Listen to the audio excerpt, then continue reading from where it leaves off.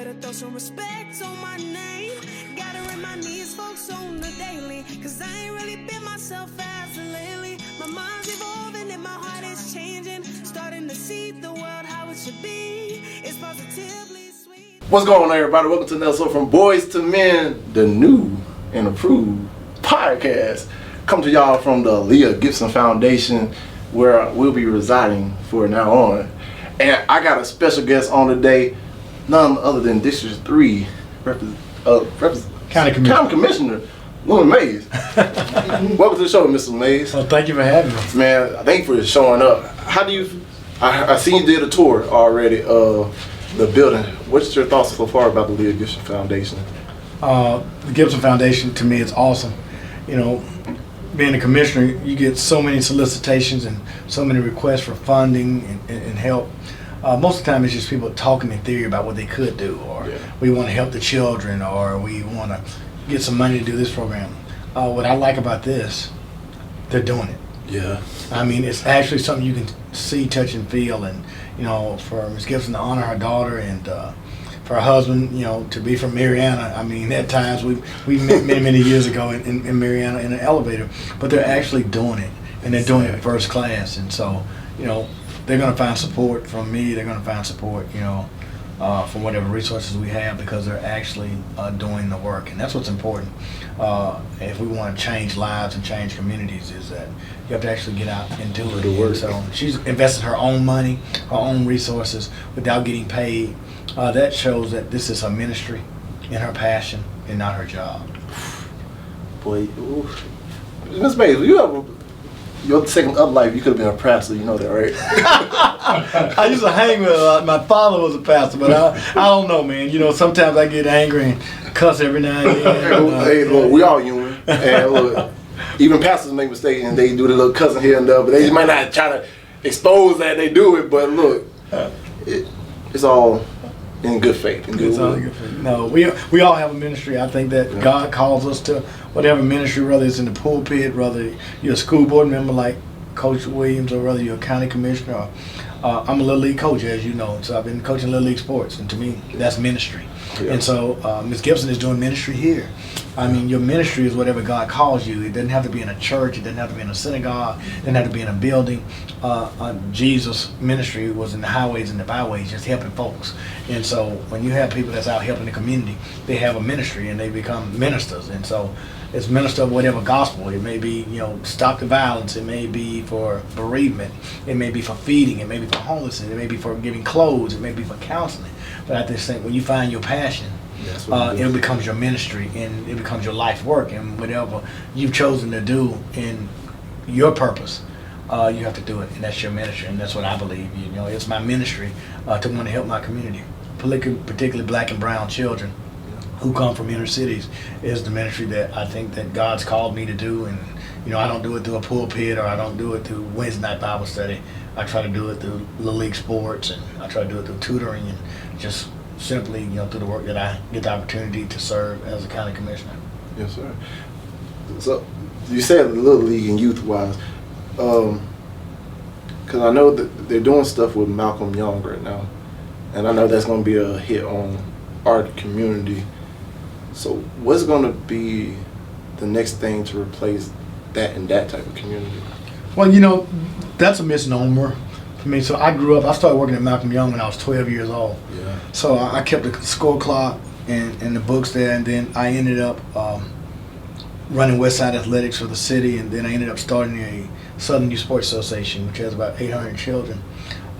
Back in the days, Malcolm, because of 6th Avenue, 7th Avenue, 8th Avenue, and 9th, had a concentration of a lot of young black children. Because of gentrification and the exploration of moving people out of the neighborhoods, you no longer have a concentration of, quite frankly, African Americans or poor people at Malcolm Young. And so community centers, in my opinion, should reflect the demographics and the character of the community. And so even when you look at Malcolm Young, you know, I'm not, you know, getting into the politics of whether it should have been demolished or not. But unfortunately, the demographics of Malcolm Young has changed, just like they have in, you know, all of the inner city, particularly my district. When I got elected in my district, and Coach will tell you, I mean, and he's newly elected, I mean, we're 64, 60 50+% African American, and now we're less than 40% African American. So, because what you've looked at is just the gentrification. Yeah. And so, when you go into a community center, in my opinion, if you see the parking lot full of cars, they're not addressing the needs of the community. So, for instance, if I go into Fricker Center and the parking lot is full of cars, to me, that's not a good sign. That's a bad sign, because the children from Addis Court, Morris Court wouldn't have cars. They'd be walking them. Yeah, they'd be right there. They'd be right there. And so my grandmother worked at Fricker Center for 33 years as a custodian, but she ran all the basketball leagues. She ran all those things. And so I think that people want to have the traditional deliverables of youth development and the delinquency prevention programs. But just like you, we got to go with young people and have a different approach. You know, the methodology that we've had has not worked. I mean, obviously last week we had 34 killings, you know, all in the neighborhood. You know, we probably had 10 to 15 killings all in the neighborhood. We have to really think out of the box. You know, and when people say, well, community centers, they closed Malcolm, but why wouldn't we have, you know, a community school, a community gyms at Warrington Middle or CA Wise, where the school's open on the weekend, it's open on Sundays, it's open after 5. I mean, that's how you build a community concept. We don't necessarily need more buildings. We need more programs and more people to just think out the box. Yeah, because I know there was recently a shooting in Warrington where 3 lives were taken, and I think that's hard to hit any community, because especially with the violence that we have coming in, and the media focuses on really just our communities in the first place, it just paints a picture why they try to push more of us out and bring more of the other genders and ethnic people in. And well, it's lost, you've lost the character of the neighborhood. Yeah. I mean, in reality, you're right, that happened on Jackson Street in Myrtle Grove. Those 3 shootings, good thing, you know, I won't call their name, but 2 of those young men played ball for me since they were kids. I've known them. Quite frankly, they, Jip sisters both still play for me. His little brother plays for me right now. I mean, they'll be in the gym here this afternoon with Coach Palmer in a few minutes on my way where I have to stop. I got to run by there. So we understand, you know, that we just went through a pandemic, but the killing of young black boys in America is an epidemic. yeah. It's a national health issue. If there was any other ethnic group, if there was any other race of people that was being killed at this rate across this country, it'd be an epidemic. And so we have to, 1, take responsibility for ourselves, 2, institute policies. Everybody, like I'll say, it's so easy to run youth programs. I serve on the Children Trust, and people come with children courts, they come with all these things, getting money. It's great to get little cute boys and girls out of Pensacola Village and Morris Court, and it's cute to get them out of Marina Court. But the reality of it is when that young black boy becomes 15, 16, 17, life changes. Yeah. And then there's nowhere for that child to fall. I mean, because he's going, as you and I talked before the podcast, mental health is real. Yeah. When you live in poverty, in the pockets of poverty, when you live with the absence of a father, when you live with a struggling mother, when you see shootings going on, you become immune. And so we have to me, shift our focus. It's great to help the young kids in the community school and elementary. Yeah. But that's great. They're going to be all right. Yeah. The problem is happening when a young black boy gets to middle school and high school is, you know, what programs, what hardcore programs. And we have to have tough love, and then we have to have some responsibility. The truth is, this is a podcast, so it'll be recorded and gone, and so I go on record. I mean, I represent everybody, you know. I got half Democrat, half Republican. I got more non-African Americans than I have African Americans that I represent. But African Americans, we have to have some responsibility on our own. Now we have to get rid of that stereotype that snitches end up in ditches. I mean, at the end of the day, there are 4 young black boys who were killed this last week and no arrest. And there are many people in the community that know what happened, but people are afraid to talk until it happens to them. Until your child is killed, or your brother, your grandson is killed, and that's when you want to talk. And so, although we got to hold government accountable, I stand there and say we have to put more resources. That's one of the reasons, I started a summer intern program. I have a summer employment program that we employ 200 or 300 young kids, 90% African Americans. About 27 of those kids have gotten permanent jobs at the county because we have to elevate people out of poverty. And so, if it ain't rich black kids, it ain't rich white kids, it's majority of poor black kids who sell drugs are killing each other. So I have to give them hope And the hope is when I give them a job and an opportunity. And so if a young man's getting up at 5 o'clock in the morning and going to work and he ain't getting off to 6, he wants to get a shower, go home and go to bed. Yeah. But when he can hang in the streets and sell dope and have guns, he loses hope. And so unfortunately in our community we've lost hope, and we're just a microcosm of America. Everybody say, all this black on black crime in Pensacola. You know, if you go to DC, Chicago, Dallas, Jacksonville, Miami, this is nothing compared to that. Yeah. Because it's just a trend. But at the same time, we can break that trend, we can break that cycle. And I think it just happens with programs like this, what you're doing. Spreading the good message that the master has taught. People like Ms. Gibson that's going into these programs and teaching young men, you know, how to do restoration and cut out drywall, teaching them a skill set.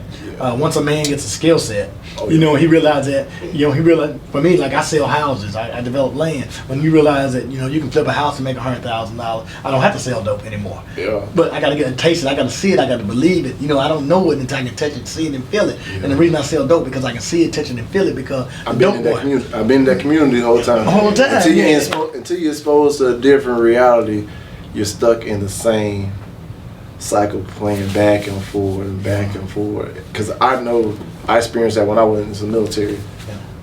From being from Pensacola to actually going to Chicago, California, Hawaii, you realize there's more to life than just this street or this right. block that you own. That's right. Is like the world is way bigger. It's way bigger. And you got way more opportunities for you. You just got to go out there and reach out and grab them opportunities and bring them in. Oh, yeah. So, Ms. May, what is the hardest part of your job being, you know, county commissioner? Dealing with people.